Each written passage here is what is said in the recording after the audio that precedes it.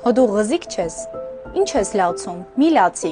տղաները չեն լացում։ Այս խոսքերը շատերին ծանոթ են մանկությունից։ Բայց արդյոք երբ ասում ենք այս խոսքերը, հասկանում ենք, թե այն ինչ ազդեցություն կարող է ունենալ երեխայի վրա։ Լացելը ղզիկություն չէ։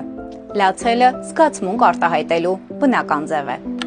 Առհասարակ երբ երեխան լաց է լինում, լինի տղա թե աղջիկ, թույլ են տալիս, որպեսզի իրենց ներսի ցավը, վախը կամ հիասթափությունը դուրս գա, փոխարենը չկուտակվի ներսում։ Երբ ասում ենք, որ տղաները չեն լացում, մենք սովորեցնում ենք, որ պետք է զգացմունքները թաքցնել, լռեցնել եւ կուլ տալ։ Իսկ դա հետագայում կարող է հանգեցնել սթրեսի, փակվածության եւ անգամ ագրեսիայի։ Երեխային պետք է սովորեցնել, որ զգալն ու արտահայտվելը ուժ է, ոչ թե թուլություն։ Տղա թե աղջիկ բոլորն իրավունք ունեն լաց լինելու, ցավ զգալու եւ վախենալու։